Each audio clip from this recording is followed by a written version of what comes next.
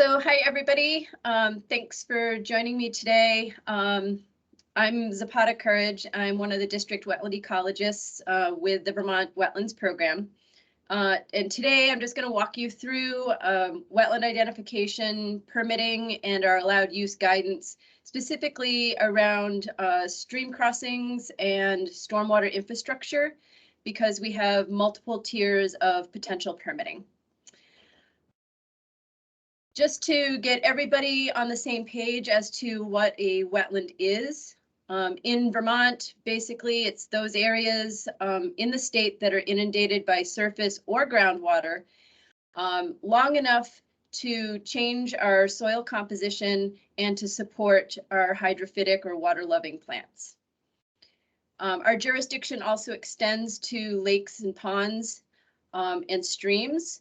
So for any surface water where you have domination of rooted vegetation out to a depth of 6.5 feet or 2 meters, falls within our jurisdiction.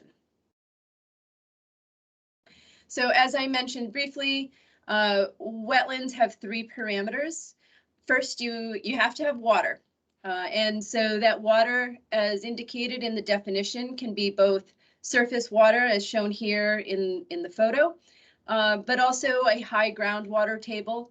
And we'll go through some of the specific indicators of hydrology a little later in the presentation. We also need to have our hydric soils, as shown in the far right-hand side. And the combination of your water and your hydric soils will drive your vegetative community. And we need to have a dominance of the water-loving plants or hydrophytic vegetation. So wetland hydrology. As mentioned in the definition, an area needs to be inundated or saturated within the soil surface for at least 5% of the growing season in most years. So this comes back to some of those data forms that some of you fill out during a delineation. Our primary indicators would be the actual observance of surface water, soil saturation, like shown here in the photos, a high groundwater table, algal mats, oxidized root channels, and then inundation visible on aerial imagery. But you can also have a combination of factors, which are our secondary indicators that can meet our hydrology criteria. And this includes your water-stained leaf, stunted or stressed plants, geomorphic position, i.e. where on the landscape would you expect water to concentrate, and our drainage patterns. And in this image, you can certainly see where some of those drainage patterns are, where surface water is, where the inundation on aerial imagery is occurring. And once you have water in an area long enough, it forces the oxygen out of between the soil particles. And that in turn changes the composition of the soil, its biological, chemical processes. And so with our hydric mineral soils, we end up with a very gray color, and we get what's called orange or red mottling, almost like rust, which in a lot of instances it kind of is. And then our organic soils tend to be very dark or almost black. And when you have those two combinations of water and soils, then we have a whole series of wetland plants that begin to populate. So our wetland plants or our water-loving plants, they don't actually love water. They actually are adapted to growing in a low oxygenated environment because the water has pushed the oxygen out of the soils. And they do vary in their tolerance of that condition. Once you have a dominance of those plants, then you've met the plant criteria for wetland identification. When you have all 3 of them, that's when you have a wetland. So the wetlands program, we're tasked with making sure that we have no net loss within Vermont of wetlands. We are tasked to protect the overall function and values that the wetlands are providing on the landscape. And when it comes to things like design, we are also tasked to make sure that we meet water quality standards. So in Vermont, we have the state program, but also the Army Corps. The Army Corps only protects the wetland itself, whereas the state protects both the wetland and typically a 50-foot buffer around it. At the state level, we actually have jurisdiction over wetlands that are deemed significant enough to be protected based on their functions and values, and not all wetlands meet that level of significance. So we'll talk about that. But first, we have at least 9 types of wetlands in Vermont. We have our forested swamps, our scrub-shrub wetlands, our emergent or soft-stemmed vegetated marshes, our special wetlands like our bogs and our fens, seeps. Often it'll be seeping out of the ground, kind of squishy, or along our hill slopes is where you often will find those. Our vernal pools, which are seasonally based, and in general, just our wet meadows. So a lot of hay fields along our larger rivers tend to be these wet meadows. And going back to jurisdiction and protection, the state evaluates wetlands based on the functions and values that it provides on the landscape. And the state has identified 10 of those that once a wetland is providing at least one or more of these functions or values at a significant level, then it's deemed worthy of protection. As an example, the flood and stormwater storage, there was a study done after Tropical Storm Irene came through. And the amount of water and the velocity of water that was moving out of Rutland up the Otter Creek River through Brandon and into Middlebury.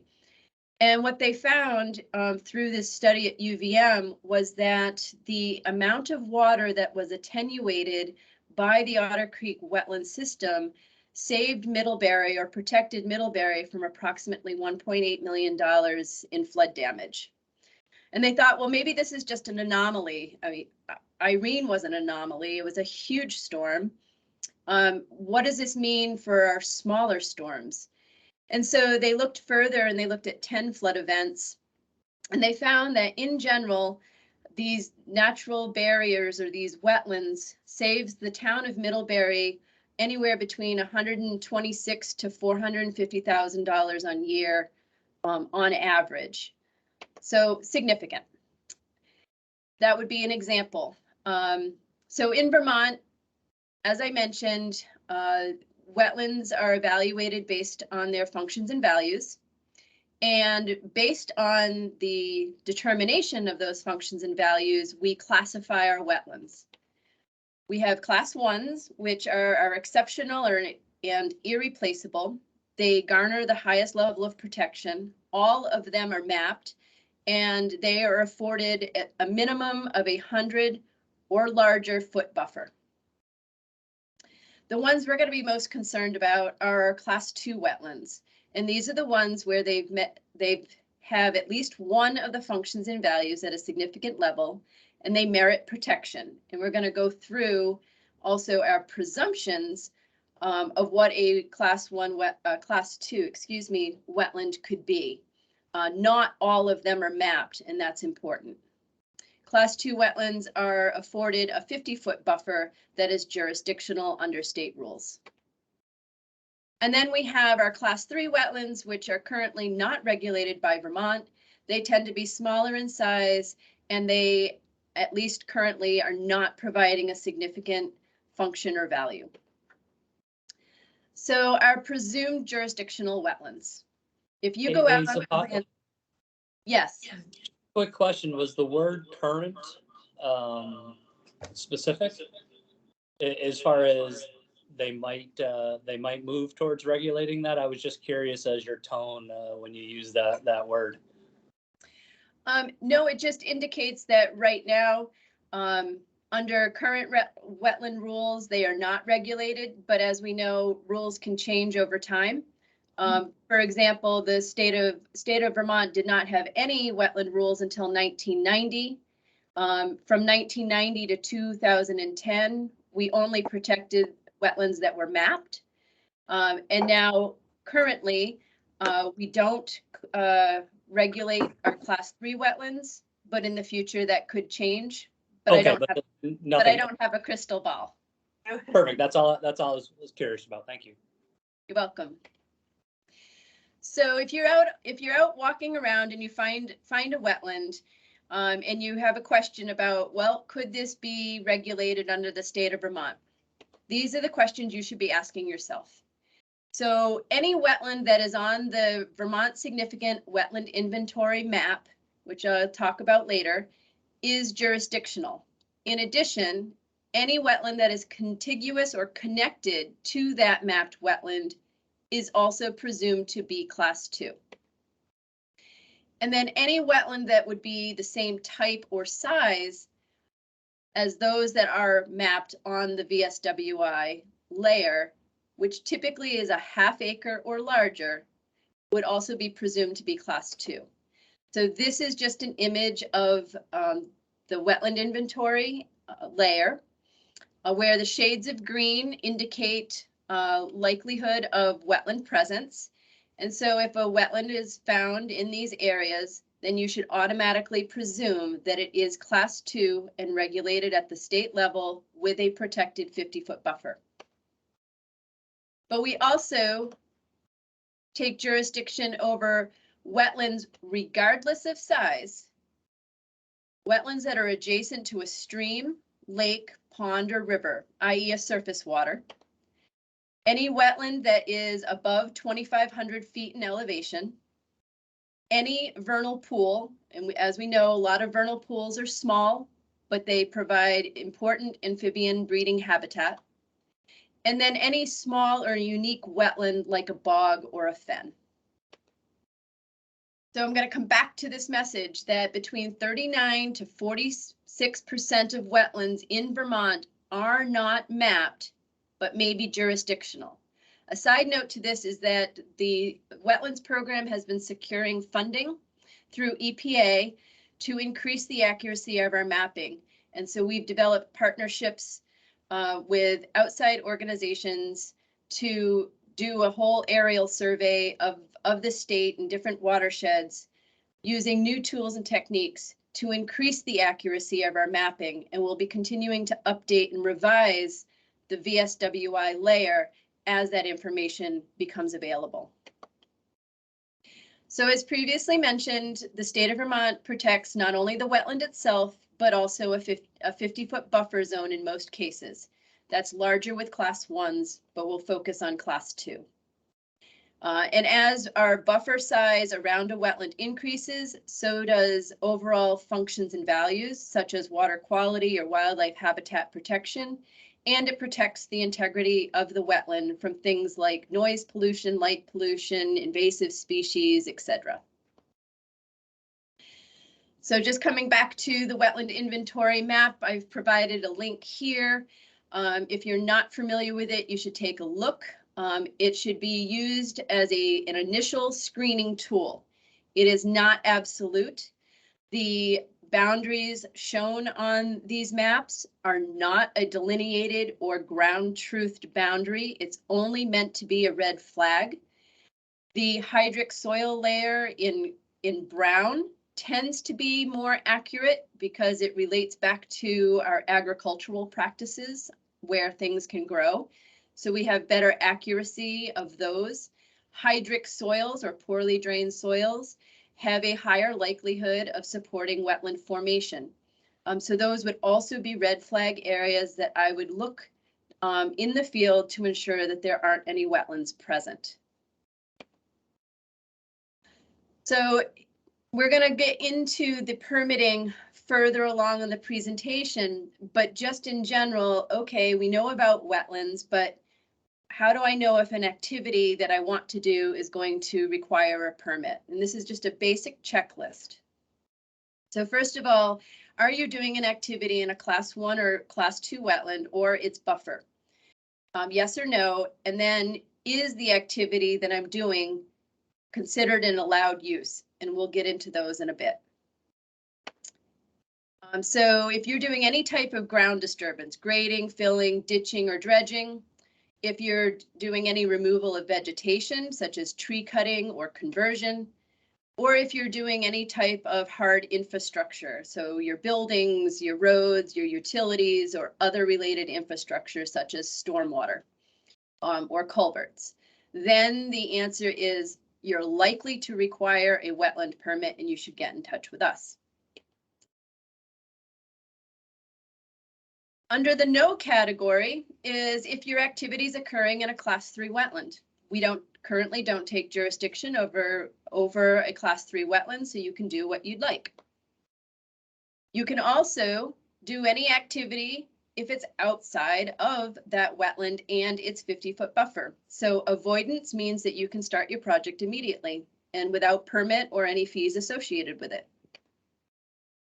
And then any activity that qualifies as an allowed use, and we have our allowed uses on our webpage. And we'll get into some of them that are going to be pertinent to the work that you do. So the first one is our allowed use under section 6.12 of the wetland rules. And this falls under our maintenance and repair section. So, but what are our definitions? And what we've done is we've outlined our definitions so that everyone has a working place to start so that there isn't any confusion as to what the expectation is when you're doing a certain type of activity. So excuse me, maintenance and repair would be things like resurfacing, grading, clearing your road shoulders, replacing your culverts, patching your potholes. Everything within an existing footprint. Whereas reconstruction means that you are rebuilding what had been previously existing, and you're rebuilding on a functional road. We'll get into roads in a little bit, but I want to make a point that this does not include the rebuilding of naturalized roads. A lot of towns have class 4 roads. Many of those have become naturalized over time. Many properties have logging roads, and those are typically naturalized roads as well. They do not qualify for reconstruction. So specifically, we're looking at the rebuilding of a road that has been damaged or destroyed by an event. So we're reconstructing it. And then we can just have in addition to an existing structure. And so 2 things of point here. This is only applied for a one-time addition. So a one-time addition to a road that involves less than 250 square feet of new impacts to a wetland or its buffer. If that is the case, then we do not consider it a substantial expansion, and it will qualify as an allowed use under this section. And this is the web link to our roads guidance document where these definitions have come from. So just to give an illustration for our utilities, if you're putting in a new utility, then you have to account for a 20-foot wide corridor, 10 foot on either side for a maintenance area. So if something were to break, that you can go in and fix it, repair it, or replace it in this same footprint. So things like going in and replacing or repairing the existing utility, maintaining your corridor would all be considered an allowed use. If you're adding onto a new structure, whether it's a building or a stormwater infrastructure, or making a culvert slightly larger from a 2-foot to a 5-foot wide culvert, if your impacts are less than 250 square feet, then it's considered a non-substantial modification and you have a one-time allowed use. And here's just some examples. We have Route 125 that recently collapsed near Lake Champlain. If there was a wetland along the Toa slope, well, not only would it be filled now, but you would still be able to reconstruct the road in what its original footprint had been without a wetland permit. The lower photo with the road closed, that's in Brandon. The Neshabie River flows through there. You've got wetland on either side. The Neshabie River floods and consequently floods the road. What we did is we put in some cross culverts within the existing road prism so that the cumulative impact was less than 250 square feet. So a non-substantial modification.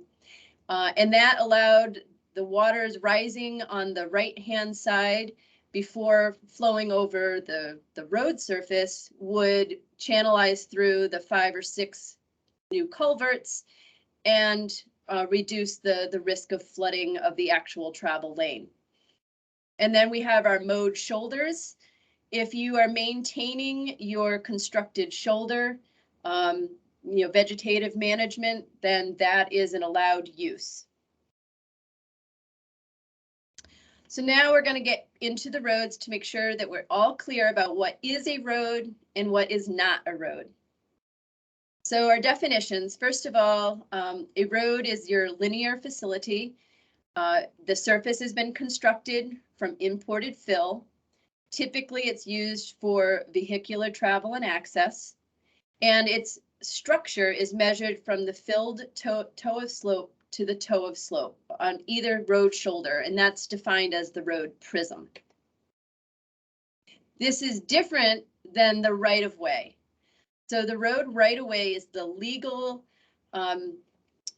corridor in which a public road can be constructed and maintained. Road right-of-ways are of different size, but it's not considered the transportation structure or facility. The road prism is the constructed feature. The right-of-way, sometimes parts of the right-of-way immediately adjacent to the road are maintained and the rest of the right-of-way is naturalized. If you needed to move the road for any purpose within that road right-of-way, such that you would have new impact to wetlands or buffers, you would likely need a wetland permit. Previously mentioned class 4 roads. So they are, at least now, are not required by statute to be maintained as a negotiable infrastructure under normal conditions all seasons of the year. And over time, class 4 roads may become naturalized. Many of our class 4 roads have been, I'll say, abandoned. They haven't been legally thrown up by the towns, but they've been abandoned. And once they become naturalized, to reestablish a road through that same area, whether it would be over the original footprint or not, would typically require a permit. And so what is a naturalized road? Basically, if it can no longer be easily distinguished from the adjacent areas, if the access was on native or similar to native ground, or if you're having 4 foot or so woody vegetation that's growing through the route, or it's no longer passable. And then we have lots of travel ways. Most of them are through our farm fields. They're not constructed features. They're just simply places where they've traveled on. Your tractors have driven on in this one area all the time. And so those include our trails. Those include our wood roads, someone going in to pull out their wood each year, and our tractor paths. And typically, those travel ways are on native ground. So to upgrade them or to place fill on them may require a wetland permit. And this comes back to if you needed to install a bridge or a culvert as well. And then logging roads. That's a whole nother topic.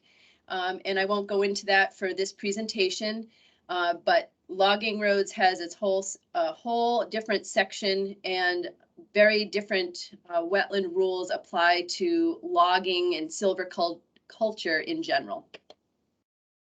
So as a visual, I'm a visual learner.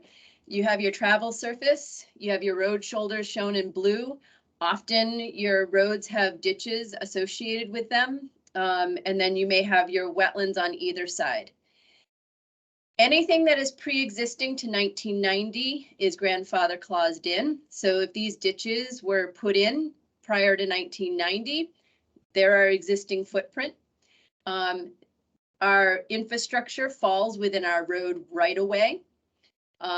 If we had no ditches there, and today the town wants to put ditches in, then that may require a wetland permit.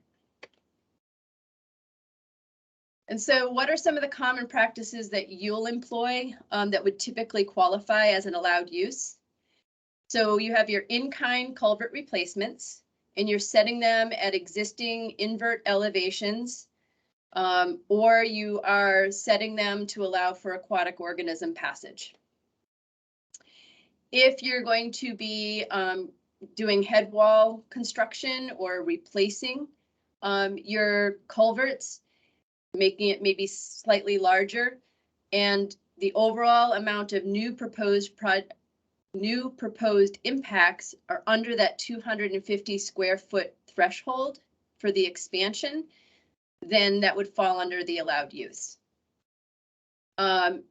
Again, if we're coming back to the maintenance, so repaving, grading, putting new impervious material on the existing footprint, but not widening it, that's an allowed use. So back to ditches. If you are maintaining your ditches, as long as they're not made wider or deeper than what they originally were constructed at, and if the ditches are readily identifiable. So this comes back to abandonment.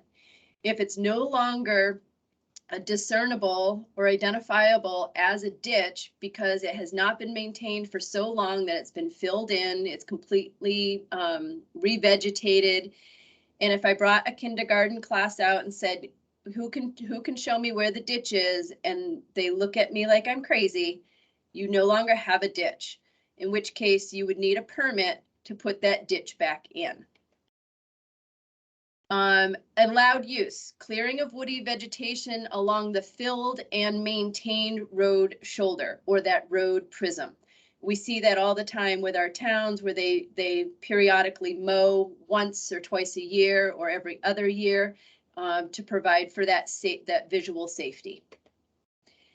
And then repairing our washouts, again, coming back to that previous road footprint, but not our naturalized roads. And obviously, if you have a downed tree, then you can go in and remove debris from a roadway and any danger trees within that section. So roads and wetlands, we're going to just a quick example of insignificant modification. That if you were now going to be putting in, say, a buried utility line, so maybe that water line project, or a new buried electrical cable. If it's able to be placed within the road prism, then we consider that a non-substantial modification because there is no new impact being proposed to the wetland or buffer. It's already basically couched within an impact that's pre-existing. There's nothing new, so no permit.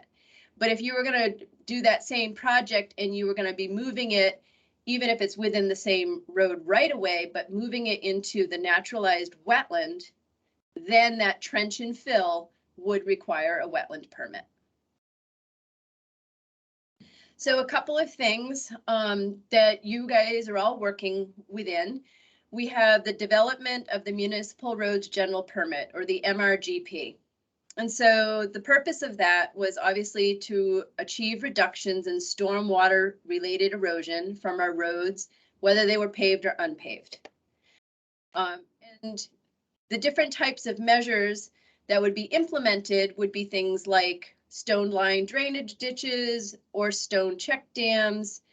I will mention that the reason why some of this is blue is because if you are going to be implementing one of these blue items and it's within a wetland or its buffer, even if the ditch is existing, you may require a wetland permit, and I'll explain about that in a moment.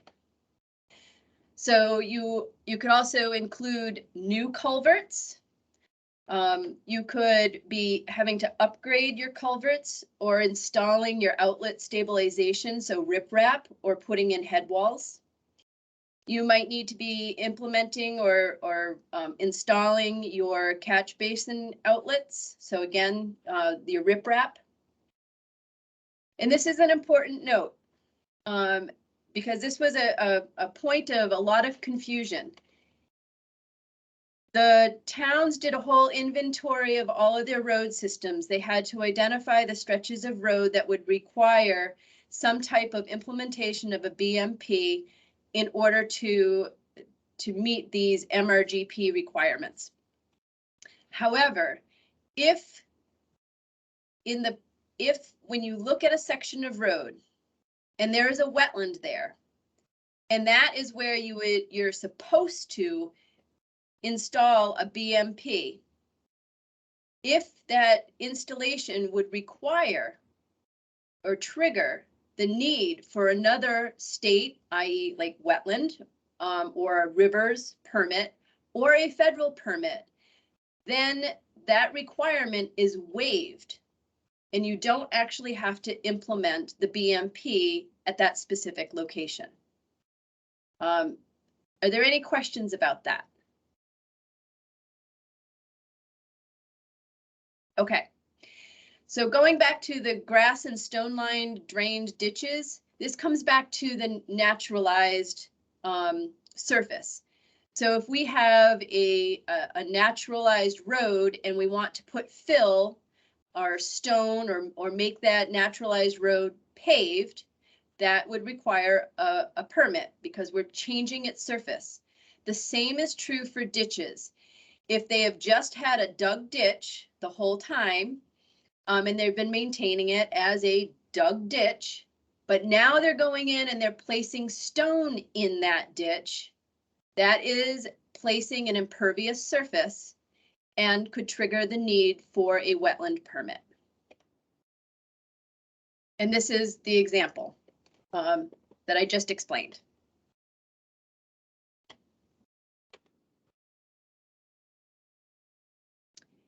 So the other types of projects that you'll be involved with are your wetland crossings or your stream crossings. And so this could apply to your driveways, your roads, your culverts, and your bridges.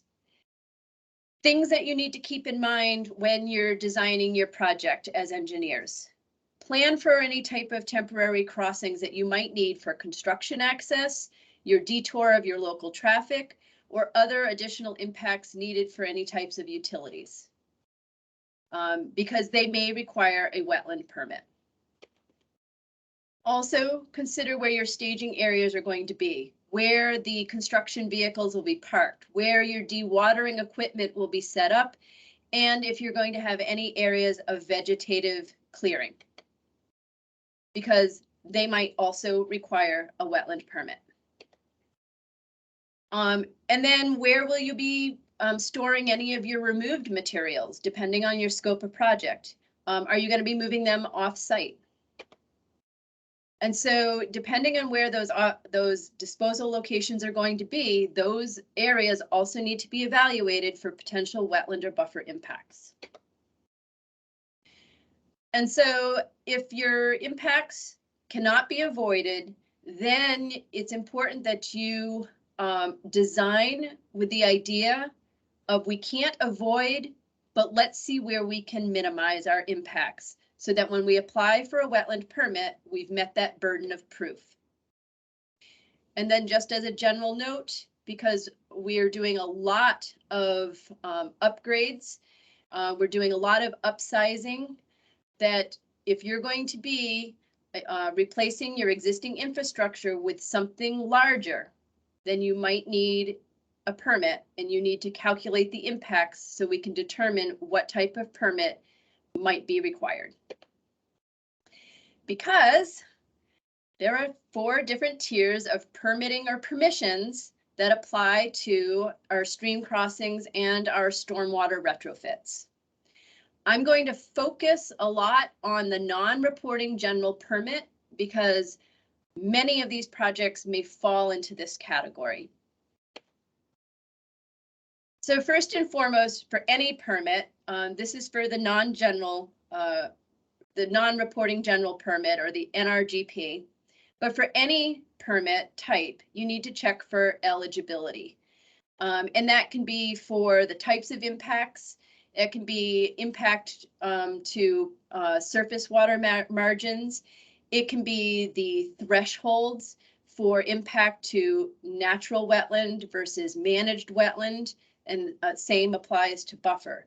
So always check for eligibility. And if you have a question, send me an email. And the two definitions that are needed is what is considered natural versus what is considered managed. And so natural areas are areas that are naturally vegetated, or they're minimally managed, where the land use itself doesn't result in the overall diminished function. And so, you know, if this was at the edge of the road and you needed to put in a culvert, and it needed to be longer, then you'd be going into this naturalized wetland, and you would have to calculate your impacts accordingly and look at the thresholds of the permit type to see which one you would qualify for. And this would be an example of managed wetland, and you can actually see the little pink flags of a wetland delineation.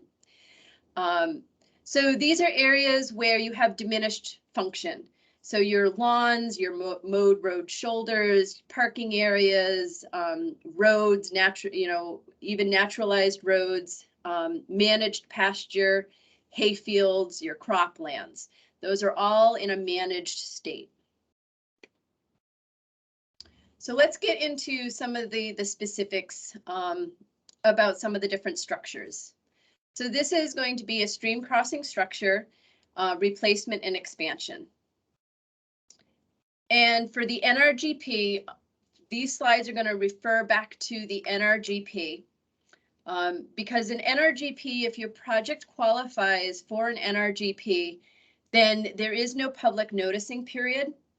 There is no fees associated with the permit application submittal. And so we basically give you a same day approval. And if your project can qualify for that, then it saves your client money, and the project can start on your own time frame and not be delayed by the wetland program or the permitting process associated. So when you're doing a stream crossing structure replacement, it needs to be for public safety. It needs to be providing aquatic organism passage, or it needs to be for flood resiliency improvement, excuse me. And so there are 3 project types that are eligible for the non-reporting general permit coverage, NRGP coverage. So the first one is that aquatic organism improvement. And so you have to meet the definitions required by the stream alteration or the rivers and streams program and their permitting, and then meeting the standards or the criteria for the NRGP under the wetlands program. So if your project will meet the stream connectivity standard through the coverage of a stream alt permit, or your project is a Title 19 for a flood resilient structure, then that project type is eligible for the NRGP under the wetland program.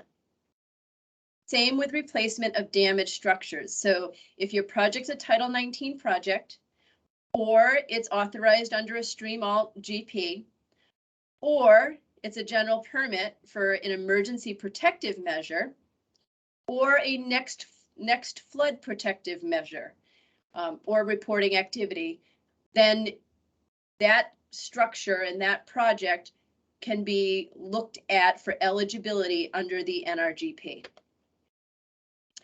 And then lastly, we have improvements to intermittent stream crossings. So the rivers program typically does not take jurisdiction over intermittent stream crossings. They take jurisdiction over perennial streams. But we know that culverts are often placed on our intermittent drainages. And so if you have a project, it does not fall under Title 19. It does not meet the requirement of a stream alt permit, then your structure needs to meet or exceed the DEC sizing guidance. And if you can meet that, this project type is eligible for NRGP coverage. We're going to get into some specifics because right now we've been kind of talking about, we've been talking about a project, and so far it's sort of inferred that it's a single structure. If you're going to have multiple structures associated with a single project, a comprehensive replacement along a stretch of road, for example, then your cumulative impacts over the entirety of the project cannot exceed 5,000 square feet, and it's broken down into these components. So the expansion, the permanent expansion of your existing structure cannot exceed 1,000 square feet. And then your temporary reroutes, so we talked about like detour for traffic, shall not result in more than 5,000 square feet. So this is just a quick example of different projects that would qualify under the NRGP. The top one is obviously for good aquatic organism passage, going from your obstructed passage over to your box culvert. And we would just calculate the impacts and ensure that the new impacts for the larger structure would meet the various thresholds for impacts to naturalized wetland and managed wetland. And we also take into consideration how much of the new project overlaps the existing footprint and the footprint of the road prism. So any portion of your project that overlaps those areas are not considered new impact. And then we also have sensitive crossing locations where your aquatic organism structure might be very elaborate, like this one here in Moncton. And I don't know if it will, no, I won't be able to do it. So I have two links in here for quick little videos. The first one is like, I think 35 seconds, time lapse that just shows all of the little critters, all the salamanders and amphibians that are using this structure in Moncton, and some of you might be familiar with it because it was a real collaborative partnership to put this in. This is an example in Granville on Route 100 where they had to put in a road detour, and you can clearly see where that road detour went. And we had to calculate the impacts for not only the new structure, but then separately the impacts for the detour to ensure that the whole project and the components of the project would meet the non-reporting general permit criteria.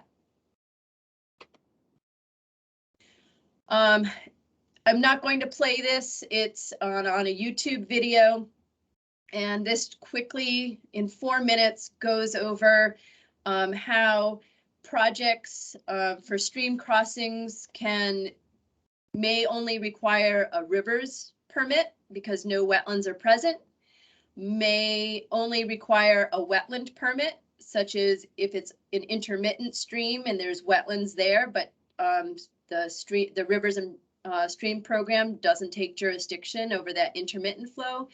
And then we have a combination. You might require 2 permits. And obviously, the wetland program has multiple permits that would be used depending on those thresholds of impact. So this is an example of a site design plan.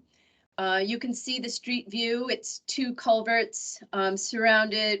The stream river comes through.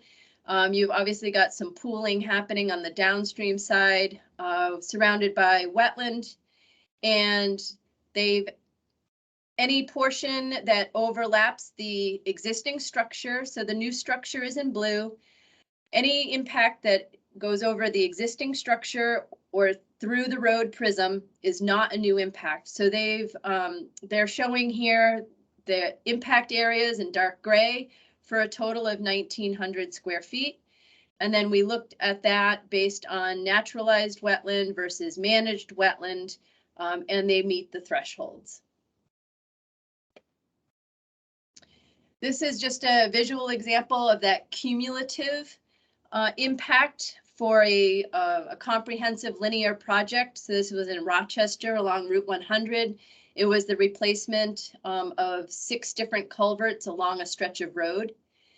Now, individually, if they were only replacing one culvert this year, and then 5 years later, they replaced another culvert, individually, they would have each qualified as an allowed use because each one is less than 250 square feet of new impact, which you can see under each of these culverts what the impact would be.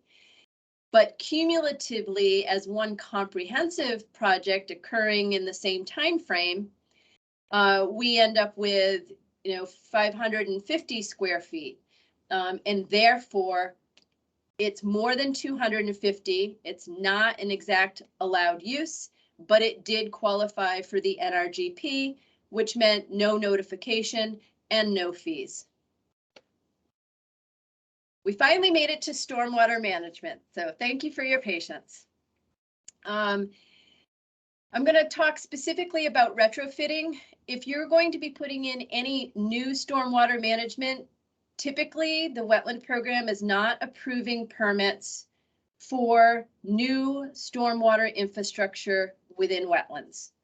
That is your rule of thumb. But we know that there are a lot of stormwater infrastructure already in place that could be expanded to provide better protections of our waters. But we also know that with the 3-acre rule, that there's a lot of impervious surface properties that just fell under stormwater management rules and regulations, and they need to provide stormwater control. And so this starts to fall into the whole retrofit. And so what we want to, from a definition standpoint, what we wanted to be clear about is that this installation, the expansion or redesign, is only limited to these retrofit of sites from existing impervious surface or associated lands. It is not for treatment of or control of any new or expanded or redeveloped impervious surfaces. So depending on the scope of your project, you may or may not qualify for an NRGP depending on what is actually being proposed and why. And this whole process was to address the Lake Champlain and Lake Memphremagog TMDL. And so to comply with this new rule, the existing sites with 3 or more acres of existing impervious surface need to be addressed. And so just like our previous stream crossing, we have 2 different programs that start to come together. And what you have to ensure that your project meets the stormwater project description in order to also maybe qualify for the NRGP.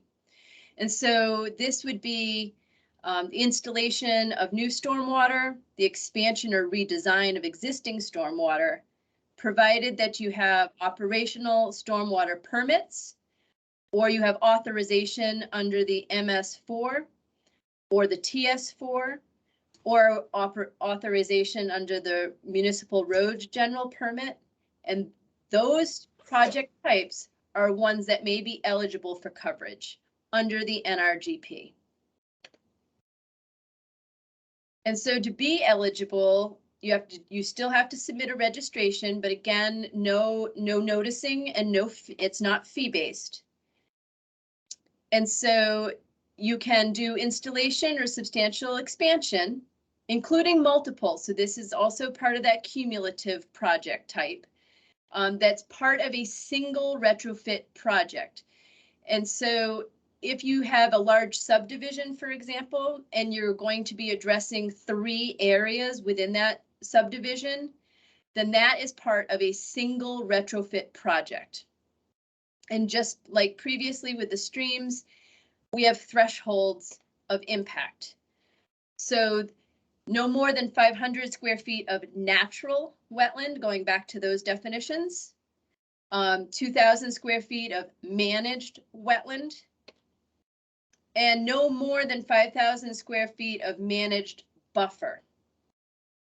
And while we have these thresholds of 500, 2,000, 5,000, overall, in total for your project, it cannot exceed more than 5,000 total square feet of impacts to any wetland or buffer. And if you do have more than 5,000 square feet of proposed impact, then you could qualify still under our general permit, which is fee-based, up to 7,000 square feet. This is the only project type that goes above and beyond what our general permit typically can authorize. And then lastly, in the process of expanding your stormwater infrastructure, you can have no more than 50 square feet of new impervious structure. So again, you need to look at where things are going to be happening, what you're actually doing, and whether things are natural or managed, and then look at those threshold criteria. I also want to point out, though, that some existing stormwater infrastructure is exempt.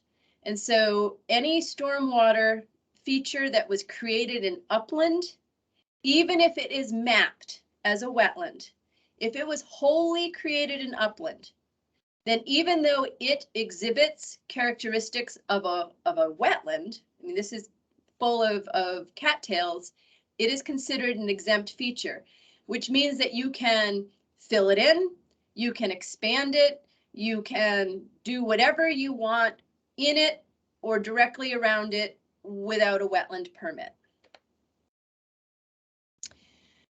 And so once again, we come back to the existing constructed features, that exempt feature, and this is just giving you some examples of those.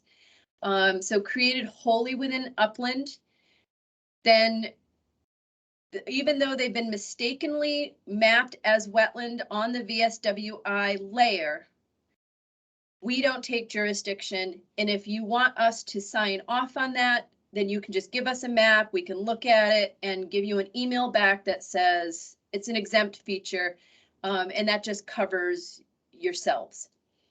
The caveat in red is that while the stormwater infrastructure that was created wholly in upland is exempt, if it was created within a 50-foot buffer of a nearby wetland, the buffer may extend over and onto it, which means that expanding it in within the buffer of that nearby wetland could still trigger the need for review under a permit, whether it's the NRGP or other permitting.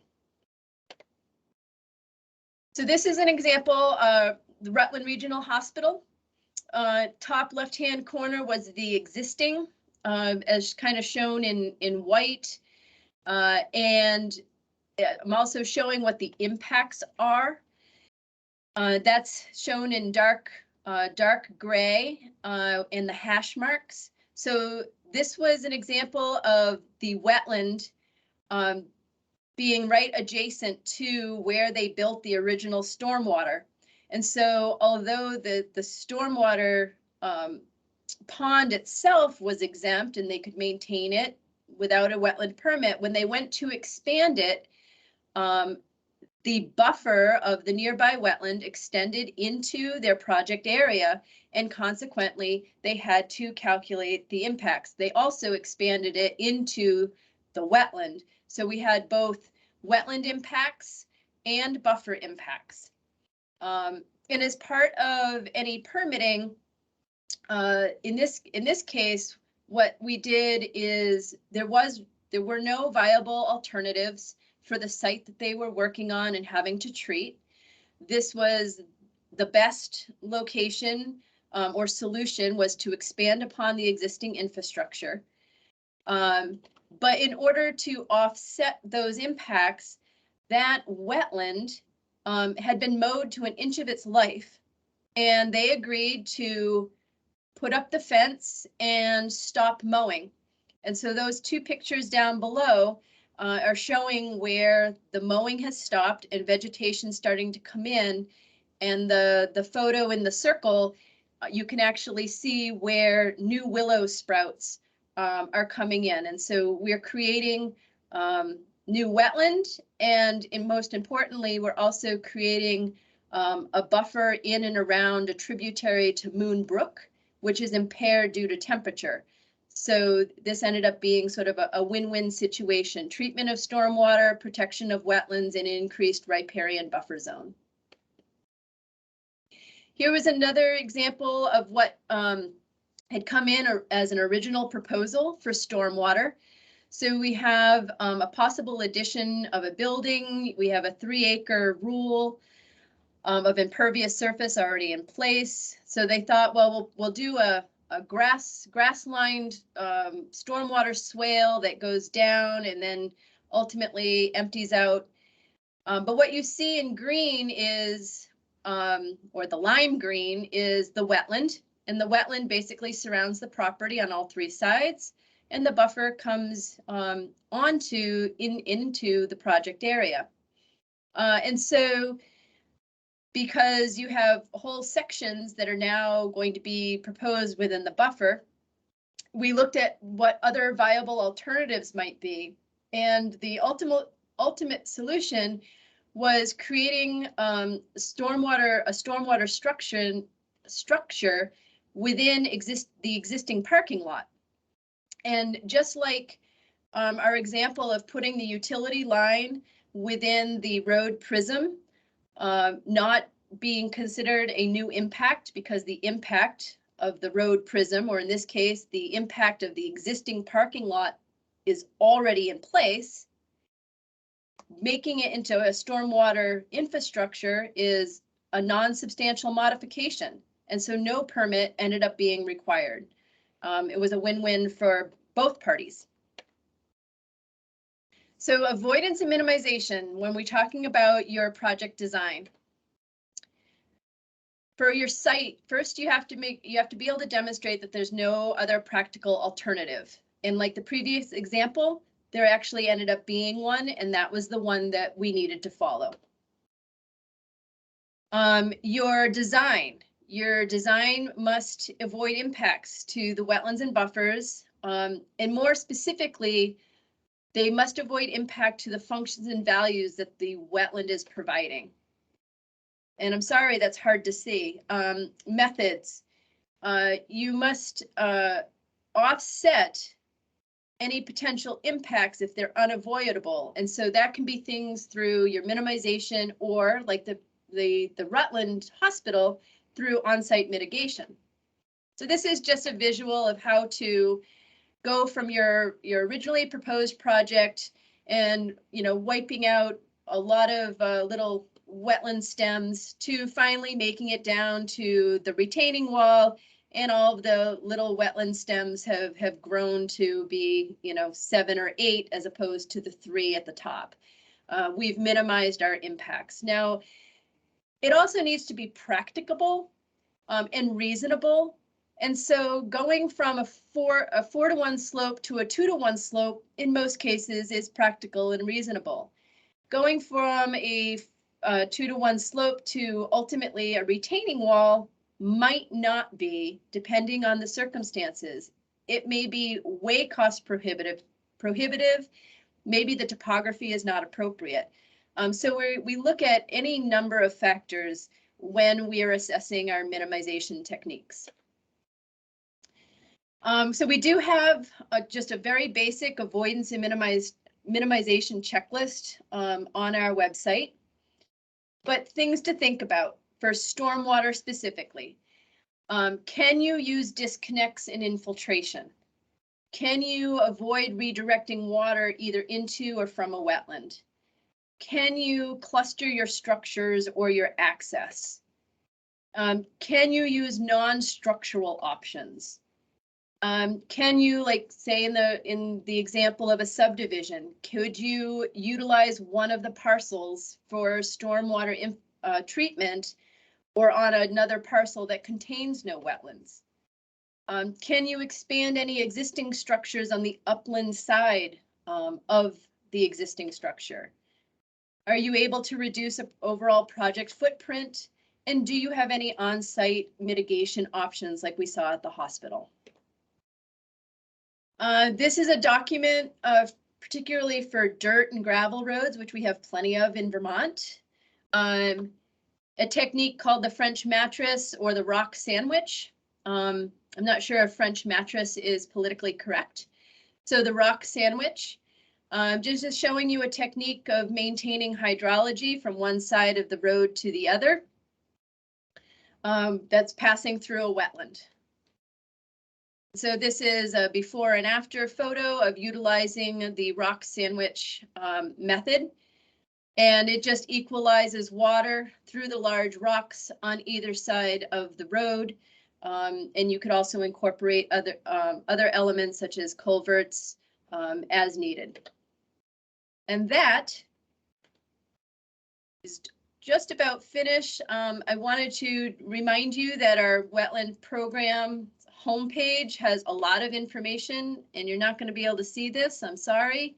The inventory map, our inquiry forms, if you needed a site visit, for example, obviously our permitting, and then all of those allowed uses and the procedural and definition guidance documents are all in full on our webpage. And this is the example of the webpage when you get there. And so you can go to the allowed use and best management practices. You can go to our permit information page. You can contact us, etc.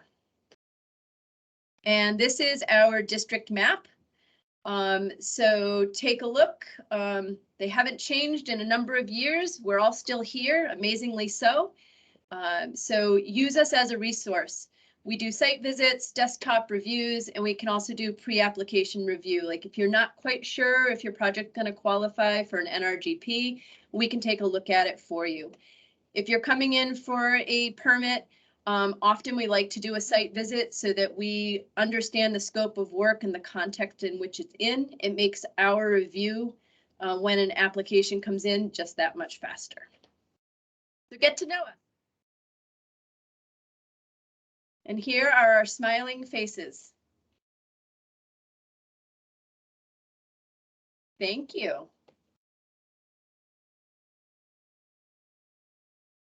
And I'm going to stop recording and then I will answer any questions you might have.